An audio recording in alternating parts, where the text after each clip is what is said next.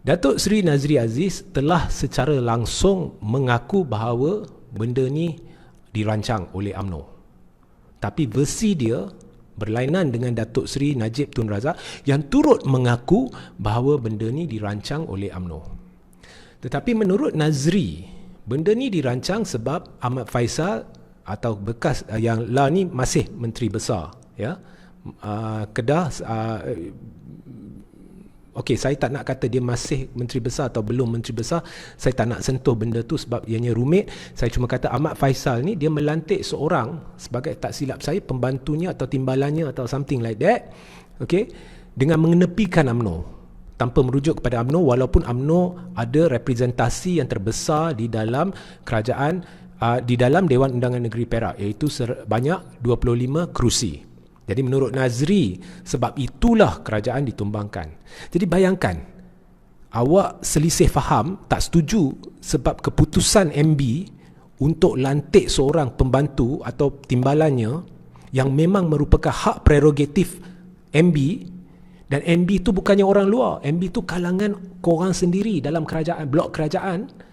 Kau guna alasan itu untuk tumbangkan terus kerajaan, untuk cuba ambil jawatan MB. Dan maka UMNO bukan hanya bersetuju bahawa dia telah merancang kejatuhan kerajaan Perak, dia juga mengaku bahawa asalkan dia tak setuju sedikit saja, itu sebenarnya kuasa prerogatif MB untuk latih siapa yang dia nak. Tapi dia runtuhkan kerajaan, maka dia kemaruk kuasa. Dan perkara ni juga diakui oleh Najib. Najib berkata memang UMNO tidak puas hati dengan peja, tapi sebab yang diberi lain. Kalau Nazri Aziz kata ianya disebabkan pelantikan tertentu yang memang prerogatif MB, Najib pula kata sebab peja ni jual tanah kelapa sawit ke Singapura. Isu itu boleh dijadikan asas untuk UMNO tumbangkan kerajaan. Dan bukan tumbang bila-bila, tumbang pada waktu pandemik COVID. Beritahu rakyat bahawa awak semua, kita kena bertolak ansur sebab fokus kita adalah memerangi COVID. Masa nak yakinkan pembangkang untuk menyokong belanjawan 2021, UMNO menggunakan hujah bahawa belanjawan perlu disokong sebab ini adalah untuk memerangi pandemik COVID. Dan kita perlu henti adakan gencatan politik. Siapa yang kata gencatan politik? Zahid Hamidi. Kita kena ada gencatan politik sebab ada COVID. Tapi lah ni ada dua versi. Satu, Najib kata tak puas hati sebab jual ladang kelapa sawit, dia tumbangkan kerajaan negeri Perak waktu pandemik COVID. Maknanya dia berpolitik waktu pandemik COVID dan dia nak rampas kuasa Perak. Nazri pula kata disebabkan peja lantik seorang sebagai timbalannya, UMNO tak puas hati, dia nak tumbangkan kerajaan Perak waktu COVID. Maknanya berpolitik juga. Tapi cuma kita tak tahu siapa yang menipu. Adakah Nazri menipu atau adakah Najib menipu? Tapi tak apa, saya beri jawapannya. Kedua-duanya tipu, kelentong. Sebab dah kalut. Mengapa dah kalut? Sebentar lagi saya akan beritahu. Tapi cuma nak nyatakan di sini, UMNO dah kena game. Bila dah kena game, dia kalut, maka 10 sebab lah mengapa dia nak runtuhkan kerajaan negeri Perak waktu pandemik COVID. Waktu UMNO memberitahu semua orang, kita perlu berdamai, kita perlu ada gencatan politik. UMNO beritahu kat pembangkang, buat masa ni kita adakan gencatan politik untuk sokong pelanjawan. Kat sini dia tumbangkan kerajaan Perak. Kat sini dia nak berdendam politik. Okey? Ini yang berlaku. Jadi anda kena lihat dengan perspektif yang betul. Okey? Tidak ada silap di dalam penjelasan saya tadi. So, Najib dan Nazri telah mengaku bahawa ini dirancang. Tetapi adakah benar UMNO yang rancang? Baik. Saya akan beritahu. Apa yang saya dipahamkan adalah ini dirancang oleh PPBM. Okey?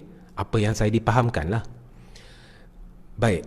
Benda ni sebenarnya, peja ni, saya tak nak masuk mendalam apa sebenarnya masalah Peja, tetapi sepintas lalu, dulu ada satu projek berhubung dengan penerokaan tanah, pembangunan tanah yang melibatkan banjaran gunung, dekat dengan banjaran Gunung Keledang di Perak, dan juga Meru Resort di Perak, dan benda ni dah keluar dalam akhbar, dan benda ni saya pun telah pernah bawa. Jadi ada banyak rungkan, ada banyak penentangan oleh penduduk-penduduk penghuni di sana, dan ada banyak protes dibuat, dan ada banyak perjumpaan dilakukan dengan Peja. Jadi benda ni rumit dan saya tak nak masuk benda ni sebab ia melibatkan satu penjelasan yang akan memakan masa.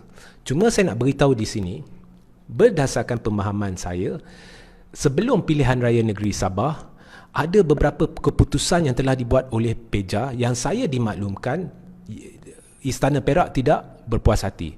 Tapi oleh kerana ini melibatkan istana dan saya rasa benda ni sensitif, jadi saya berhenti setakat situ saja.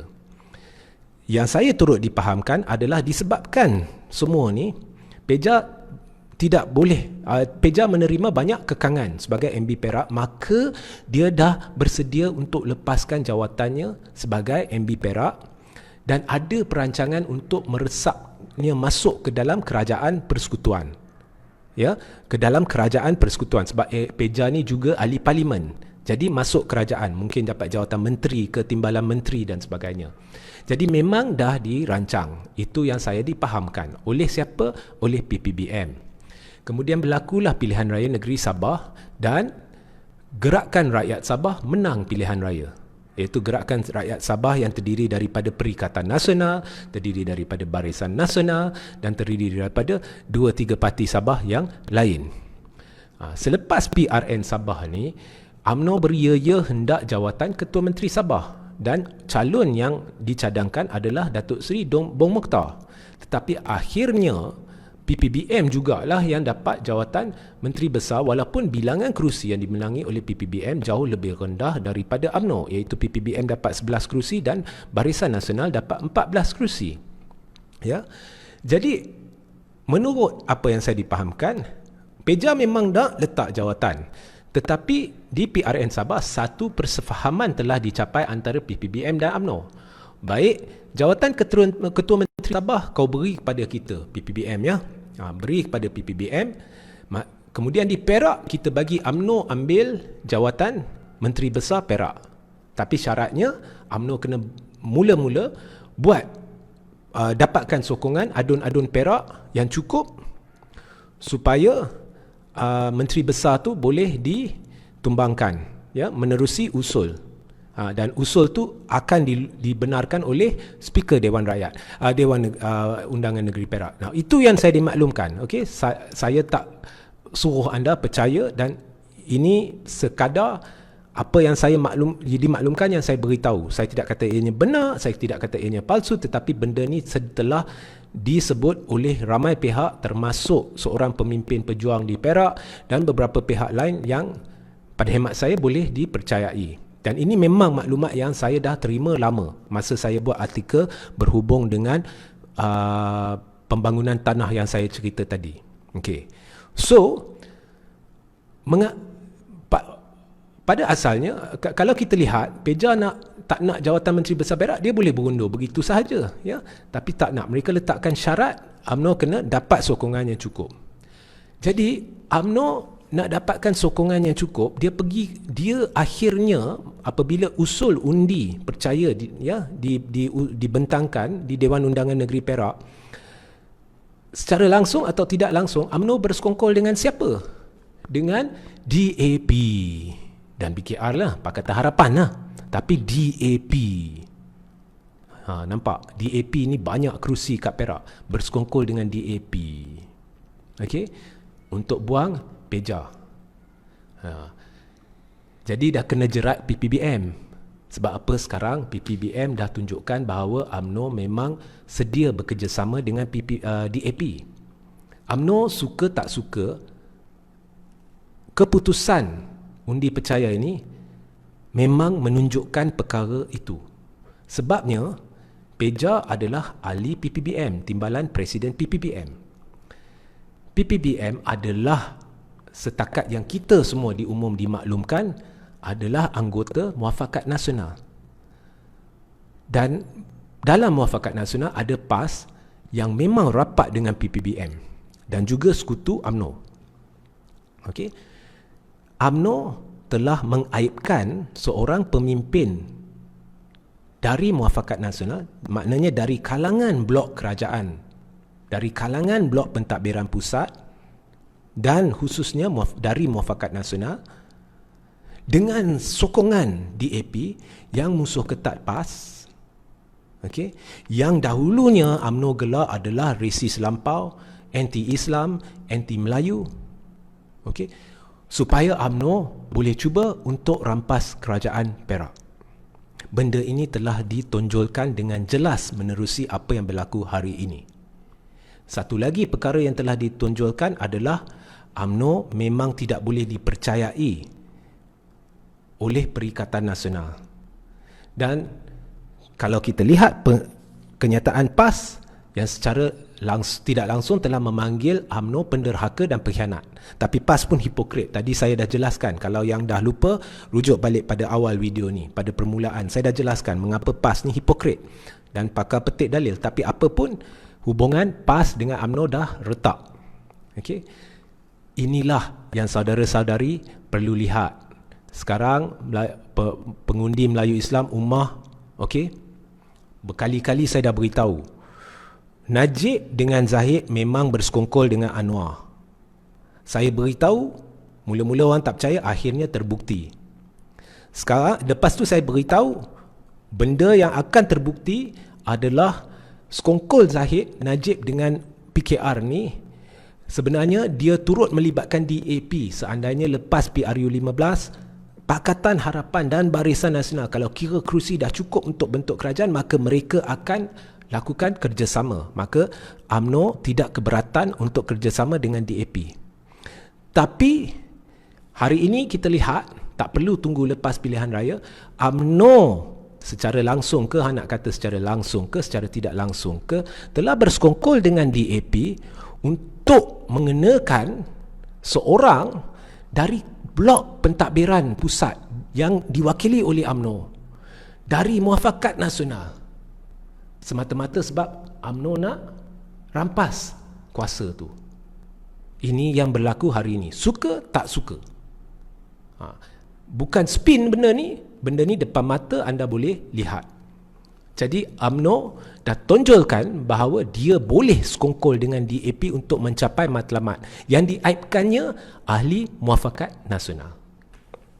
Inilah yang berlaku hari ini. Jadi apa pun seandainya benar bahawa benda ni adalah jerat yang dipasang oleh PPBM, maka seandainya benarlah, maka Peja memang nak pergi ke pusat, memang nak masuk kementerian. Jadi syarat yang diletakkan ni adalah untuk menonjolkan sifat sebenar UMNO, maka berjayalah. Dan seandainya tidak benar pun, apa pun, dah ditonjolkan siapa sebenarnya UMNO.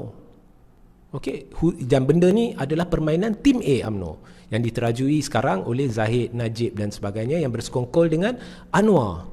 Dan kalau kau lihat, memang ramai dah fed up dengan UMNO. Okey, sekarang di Perak nak jadi apa? Sekarang di Perak ada bersatu, ada berapa kursi je, 5 ke berapa. Okay. PAS dah sebut dia tak nak masuk kerajaan Perak, baharu Perak. Now, bila dia kata dia tak nak masuk kerajaan baru Perak, itu bukan bermakna dia nak duduk sebagai pembangkang. Dia cuma tak nak masuk kerajaan, tak nak jawatan exco. Itu setakat mana yang disebut oleh PAS. Okay. Maknanya untuk pembentukan kerajaan baru ni, PAS tak nak masuk campur. Okey. So, PAS belum jawab soalan lagi sama ada PAS akan bersekutu dengan UMNO untuk pembentukan kerajaan baru. Baik. Sekarang ni UMNO yang sebabkan Peja diaibkan. Atas apa jua sebab pun UMNO yang sebabkan Peja diaibkan dengan bantuan DAP. Adakah bersatu akan setuju untuk kerjasama dengan UMNO untuk bentuk kerajaan baru dengan menteri besarnya daripada UMNO? Sebab Barisan Nasional sekarang ni dah identify, dah tetapkan siapa yang harus jadi menteri besar dan dia adalah orang UMNO. sudah pasti Bersatu tidak akan kerjasama. Kalau Bersatu bekerjasama dengan UMNO, baki yang tinggal yang sokong Bersatu, yang tak banyak dah, Bersatu pun dah hancur berkecai. Penyokong dia banyak, akar umbi dia dah lari ke Pejuang. Baki yang tinggal itu pun akan meludah kat Bersatu kalau Bersatu benarkan Menteri Besar dilantik dari UMNO. UMNO pula lepas buat benda ni, kalau dia benarkan Bersatu lantik Menteri Besar, baki penyokong dia yang sememangnya ramai dah lari hari ini sebab UMNO bersekongkol dengan DAP, itu pun akan ludah ke UMNO. Jadi kalau kau lantik Menteri Besar dari UMNO pun tak guna. Kalau kau lantik dari Bersatu pun tak guna. Jadi UMNO dah sekongkol dengan DAP. Kalau PPBM atau Bersatu kerjasama dengan UMNO untuk bentuk kerajaan baru, maka PPBM bodoh. Dan UMNO nak pergi mana? Oleh kerana dah bersekongkol dengan DAP untuk tumbangkan kerajaan, adakah UMNO sekarang akan bentuk kerajaan dengan Pakatan Harapan?